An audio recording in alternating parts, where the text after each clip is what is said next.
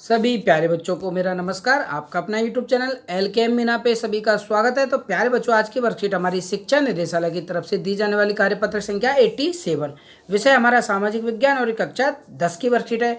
यहाँ पे सभी बच्चे अपना नाम लिखे, यहाँ पे अपने कक्षा अध्यापक का नाम लिखे। आज की तारीख हमारी 23/2/2021 और दिन हमारा है बेटा मंगलवार का। तो प्यारे बच्चों, आज की वर्कशीट बेहद महत्वपूर्ण है क्योंकि आपकी फाइनल एग्जाम में इनमें से कोई सा भी क्वेश्चन आपके पेपर में आ सकता है। ये 8 क्वेश्चन यहाँ पे दिए हुए हैं, कुछ इसमें एक एक नंबर के दिए हुए हैं, 1 2 3 और 4 क्वेश्चन। ये 4 क्वेश्चन आपके एक एक नंबर के हैं और इनमें से कोई सा भी क्वेश्चन आपके पेपर में आ सकता है। और ये 5 6 7 8 क्वेश्चन ये बेटा आपके 3 नंबर के पेपर में क्वेश्चन में आ सकते हैं। तो आप सब इस वर्कशीट वीडियो को अंत तक देखें और अच्छे से समझने का प्रयास करें, ठीक है। तो चलिए करते हैं इनके क्वेश्चन आंसर। तो आप सब इनको वीडियो के साथ साथ याद भी कर लें। आप ऐसा इसको याद करें कि आपको वीडियो को देखते देखते आपको ये कंठस्थ ही हो जाए, आप भूले नहीं। कि रॉलेट एक्ट कब पारित हुआ? तो बेटा इसकी सन 1919 में। कब पारित हुआ? सन 1919 में ये पारित हुआ था, ठीक है ना।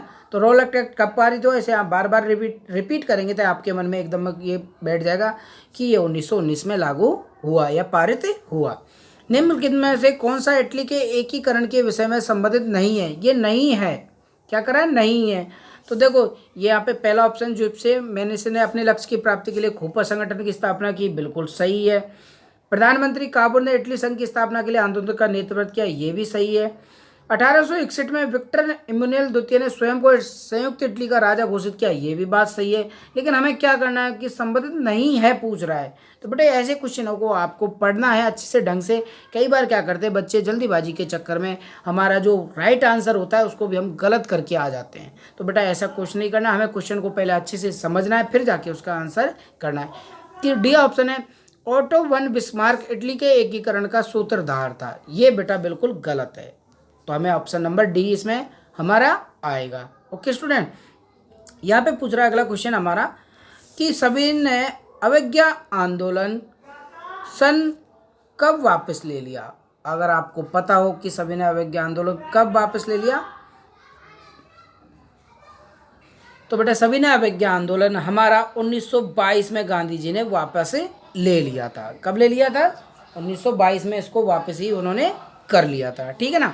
अब हमारा नेक्स्ट क्वेश्चन, किसने कहा था कि जब फ्रांस सीखता है तो बाकी यूरोप को सर्दी जुकाम हो जाता है? ये बेटा ये मैट्रिक, ये एक नाम का व्यक्ति है, उसने कहा था, इतिहासकार था। मैटरनिक ने कहा था कि जब फ्रांस सीखता है तो बाकी यूरोप को क्या हो जाता है? सर्दी जुकाम हो जाता है। ओके बेटा, ये प्रसिद्ध कहावत है, लोकोक्ति भी है, ठीक है ना। तो इसको आप याद कर लेंगे भाई किस व्यक्ति ने कहा था। अगला हमारा नेक्स्ट क्वेश्चन कि 19वीं शताब्दी में महिलाओं के चित्र किस प्रकार राष्ट्रवाद के रूप में परिवर्तित हो गए? उदाहरण सहित व्याख्या कीजिए।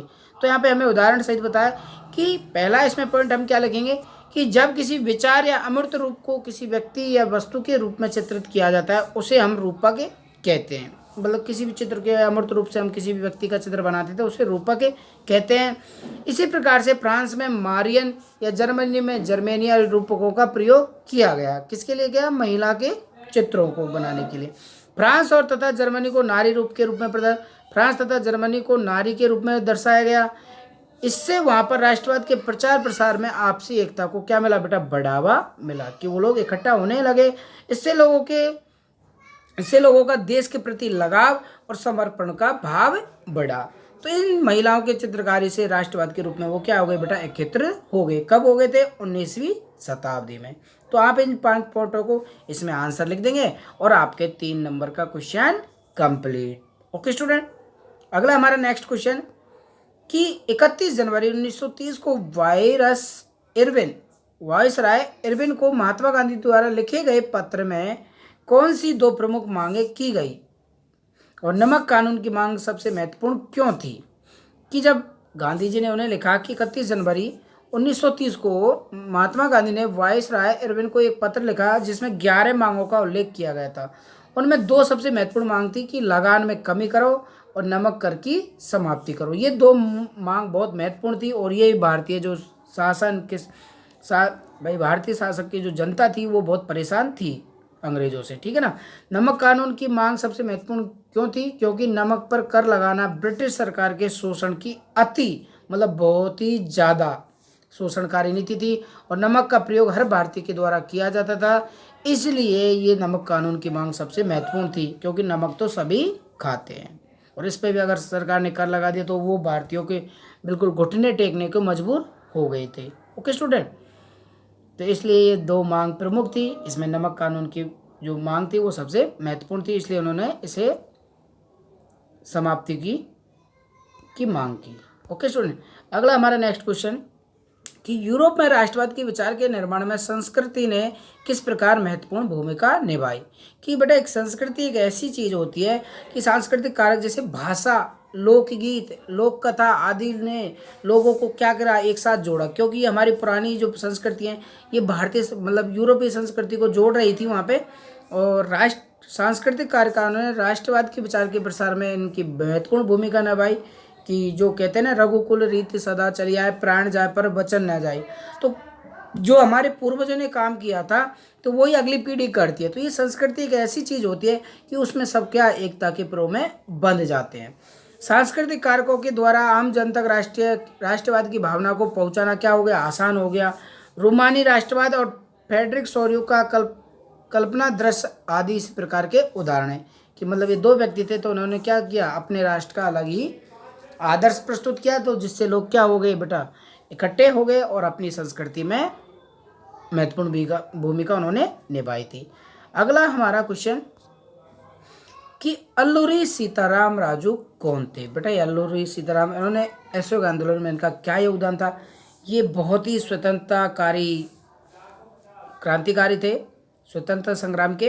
कि अल्लू राम जी सीताराम तत्कालीन समय के भारतीय स्वतंत्रता संग्राम के एक क्रांतिकारी और आंध्र प्रदेश के आदिवासियों के क्या थे बेटा, ये नेता थे। इन्होंने असहयोग आंदोलन के दौरान आदिवासियों का क्या किया, नेतृत्व किया। उन लोगों को सबको क्या किया बेटा, इकट्ठा किया और उन्होंने समझाया कि अंग्रेज कैसे हमारा शोषण कर रहे हैं, कैसे क्या कर रहे हैं, और उन्होंने एकता के सूत्र में बांध के रखा और गांधी जी के समर्थन में निभाए।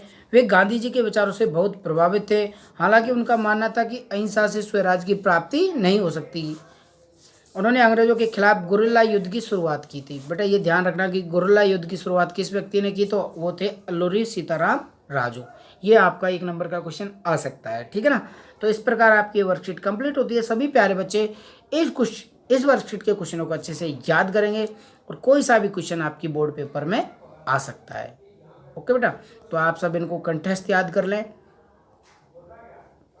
ठीक है ना। तो इस प्रकार आपकी वर्कशीट कंप्लीट होती है। वीडियो को अधिक से अधिक बच्चों को फॉरवर्ड करें और शेयर करना भी ना भूलो। वीडियो को लाइक और चैनल को सब्सक्राइब जरूर करें। धन्यवाद, बाय बाय।